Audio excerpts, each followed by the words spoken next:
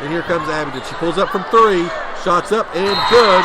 They're not going to be able to leave her open at the top of the key like that. She's drained the last 2, and she's not even touched the rim. So with that said, again, another 30-second timeout. Chris, in terms of scoring, how many does Carter have? Who's there? Oh, Joe, let's see. 13 and 12 will be 25, and 4 will be 29, 30, 31, 34, 37, 40 on the night so far. 40 of their 66 points coming by Peyton Carter. And again, she's connected on 1, 2, 3, 4, 5 threes.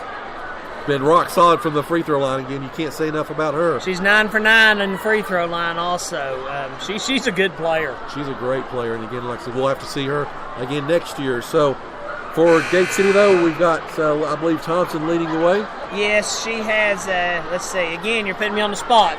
She had 22 at the start of the fourth quarter and add 2, 3, 4, 5, 6, 7 to that. I'm going to say about 29 off the top of my head. Very good.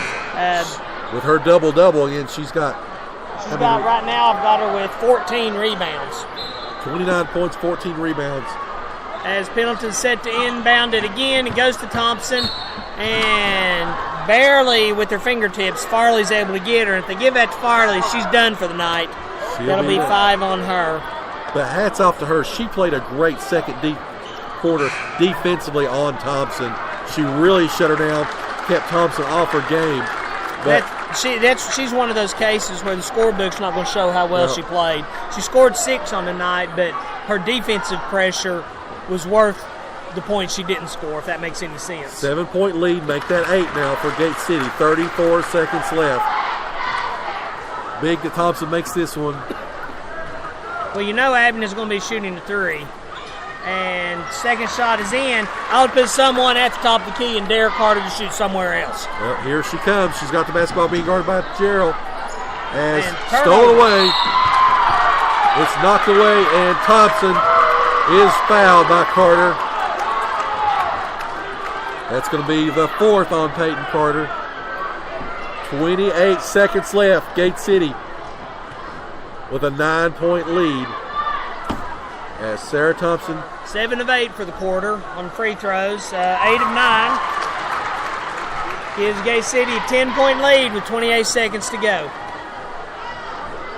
10-point lead. Thompson eyes the shot. It's up. No good. Rebounded by Morgan Blevins. Here comes Abingdon. Carter's got the ball. She goes up, lays it in. Give her 2 more. That was pretty much uncontested, just to burn some time off the clock. 14 seconds to go. Looks like Abingdon has called off the dogs. Thompson's going to dribble out the clock. Carter tries to kick it away, misses. 3, 2, 1. Final score, Gate City 76, Abingdon 68. Highest point total of the season as Gate City 76-68 gets the win. And again, we'll take a quick break. Come back, get you ready for the boys' game. We'll recap the girls' game. Great night for Gate City. They are 3-0 as they look for the sweep here at home. You're listening to the home of Blue Devil Sports. This is Gate City Sports Radio. Ken Russell's Barbershop wants to wish the Gate City Blue Devils the best for a great season and wants to thank all of the Blue Devil fans, alumni, and students for their patronage over the last 30 years. And to look your best at the next Blue Devil sporting event, stop by and see Ken and Joey on your way to the game. They are located on Lynn Garden Drive in Kingsport next to Collins Auto Center. Proud supporters of local athletics for almost 4 decades, Ken and Joey Russell say, "Go Big Blue!" You are listening to the home of Blue Devil Sports. This is Gate City Sports Radio. Sports Radio.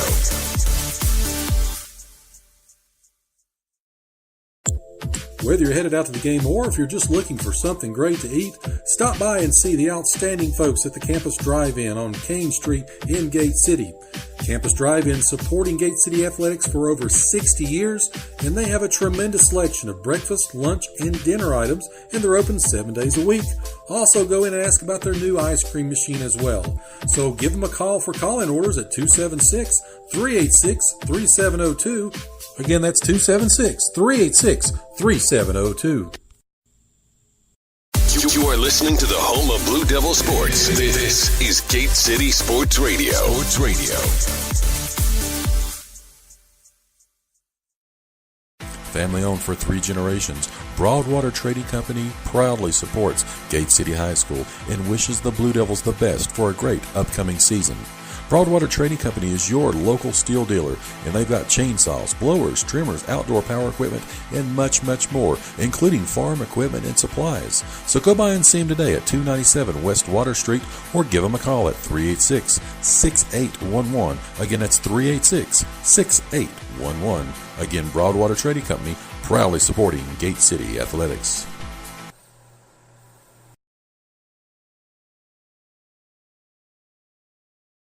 You are listening to the home of Blue Devil Sports. This is Gate City Sports Radio. Sports Radio. For exceptional Mexican food and the perfect place to stop in before heading out to watch another Gate City victory, La Carreta Express in Weber City offers a tremendous menu of authentic Mexican cuisine at a great price. La Carreta proudly supports Blue Devil Sports, and they're open 7 days a week, even until 10 p.m. every night except Sunday. So dine in with them today, or give them a call at 276-386-7000 for call-in orders. Again, that's 276-386-7000, and they're located next to Weber City Drug on U.S. Highway 23 in Weber City.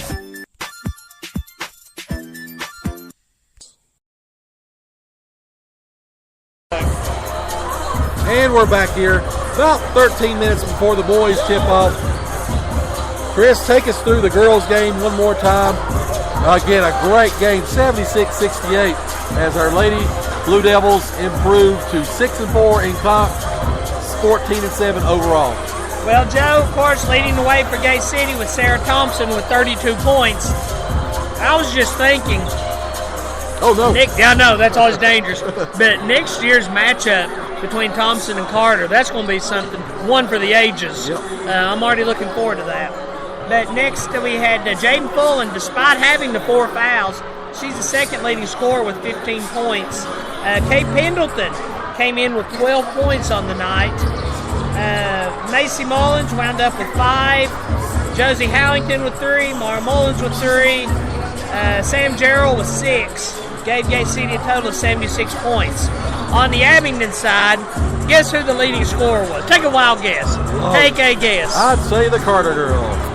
Any relation? Oh, no, I'm going to say no because she has some basketball She talent. has a lot more ability than I do. But she wound up with 41 on the night. Wow. Yeah, really impressive. I really like watching her play. Too bad she's not wearing Gate City blue, though. Exactly. But Emily Breeding had 12 points, and then Morgan Blevins and Cassidy Farley each had 6. Jordan Hart put in a couple. Any chance that she would be in the transfer portal? That's not my call. But on defense, early it started out, and I made mention that Abingdon was dominating the rebounds. Second half, and Gate City's been a second half team this year, particularly the second half of the season. They evened it up. I had both teams. Of course, that's very unofficial, but I had both teams with 22 rebounds by the time it was all said and done. Gate City with 10 steals, Abingdon with 5. When you look at the individual numbers, Jaden Fullen, 4 block shots and 4 rebounds, 2 steals. Josie Howington with a steal. Mara Mullins with a rebound and a steal. Kate Pendleton, 2 rebounds, 1 steal. Sarah Thompson, as you alluded to, a double-double on the night, 14 rebounds along with 3 steals. Kendall Quillen had a steal, and Macy Mullins had 1 of each.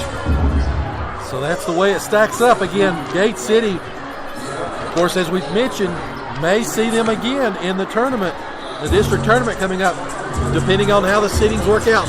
We're going to try to get an update again on the Y Central Ridgeview game.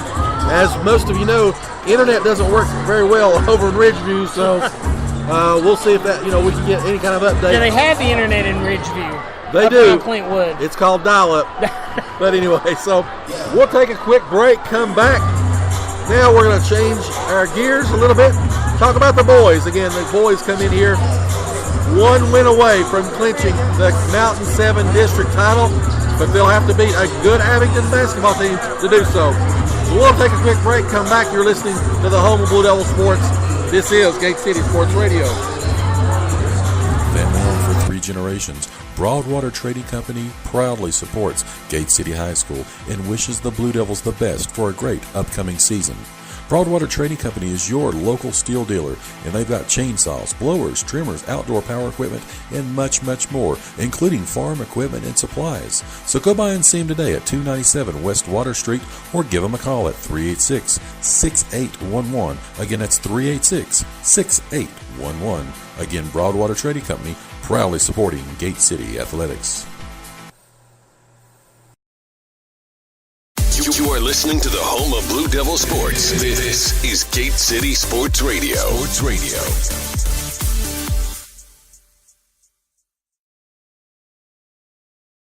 With over 100 offices throughout Virginia, you can count on your local Virginia Farm Bureau insurance agents to be there when you need them most.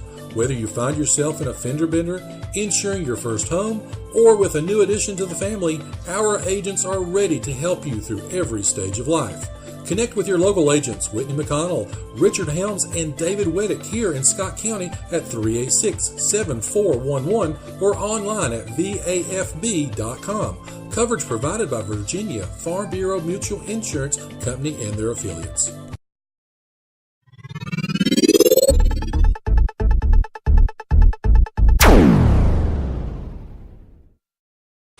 All right, so we're back.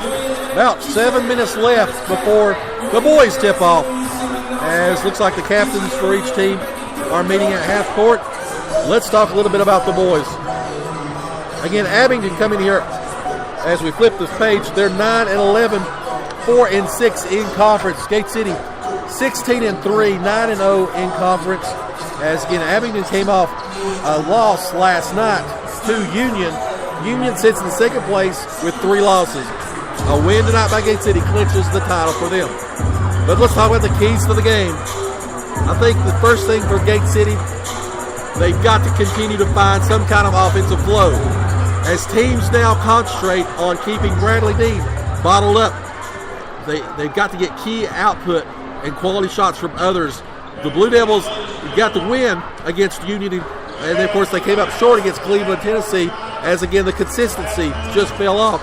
They've got to do better if they're going to come out tonight. Yeah, I agree, Joe. And, you know, when you look at the numbers, there's really not a whole lot to say about it. Gate City is pretty much, they're winning all 4 quarters.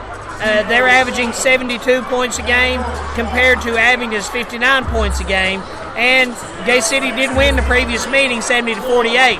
However, that game was a lot closer than the score indicates. And if you remember correctly, Gate City went through the second, third quarter almost, well, if they were a car, I think they dropped a cylinder. They just looked out of sync. They were playing out isolation, and they really decided to start playing again in the fourth quarter. But Abingdon could have very easily upset the Devils that night. You know, we talked about this, kind of just almost toyed with them to the point that, again. Well, I was getting a little concerned. Yeah, oh yeah, most certainly. Again, they kept it, they closed within 9 late in that fourth quarter before Gate City did end up blowing them out. The next thing is, I think, post-production for Gate City. In the games where Dean, Compton, and Vermilion aren't hitting or struggling, we got to have some big step up. We've got to have some offensive. We've seen flashes from Sally, George, Hensley, Ghost, and even Reed, but we're going to have some consistent inside scoring, especially if our perimeter shots are not going in. Well, Hensley at Union had a really good game. We actually had him on after the game, and I hope that's an indicator of things to come. I've been really impressed with George since Irvin's gone down. I think he's stepped up, and he's trying to fill those shoes. He's really taken on a leadership role. I hope it shows through tonight. I think another thing we've got to do defensively, we've got to create pressure and keep Abingdon out of the paint. It's kind of the story for the girls. These guys will drive the paint and kick, or they'll try to get some fouls and get to the free throw line.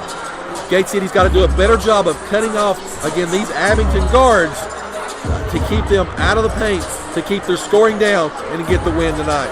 Well, the last time they played, Gate City kind of, as we've said,